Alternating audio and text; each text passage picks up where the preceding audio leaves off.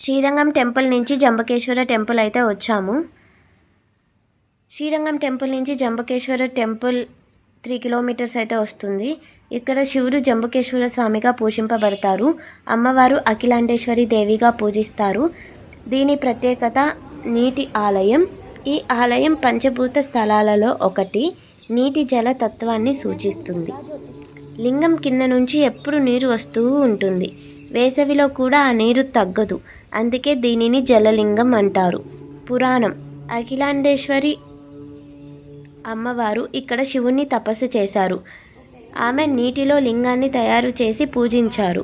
ఇప్పటికీ ఒక ప్రత్యేక పూజ ఉంటుంది. పూజారి అమ్మవారి వేషంలో శివునికి పూజ చేస్తారు. ఇది చాలా ప్రత్యేకమైన సాంప్రదాయం. ఇక్కడ లింగానికి దగ్గరగా అయితే వెళ్ళనిస్తున్నారు.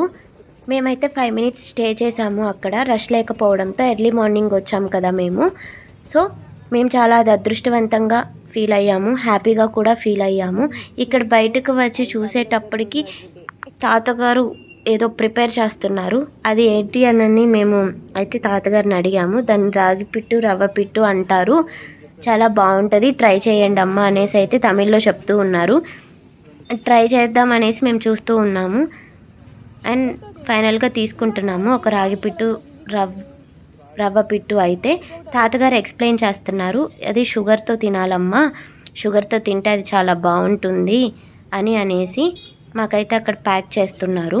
అటు మేమైతే తీసుకొని రూమ్కి వెళ్ళి టేస్ట్ చేసాము. చాలా బాగుంది. ఇక్కడికి వచ్చిన ఎవరైనా సరే అది టేస్ట్ చేయండి. మాకైతే అది చాలా బాగా నచ్చింది. మేము ఇంకా శ్రీరంగంలో రూమ్ అయితే వెకేట్ చేసి ఫేమస్ అయిన 2 temples అయితే వెళ్తున్నాము. ఆ ఫేమస్ అయిన 2 temples ఏంటో గెస్ట్ చేసి మాకు కామెంట్ చేయండి. Subscribe for more videos. Thanks for watching.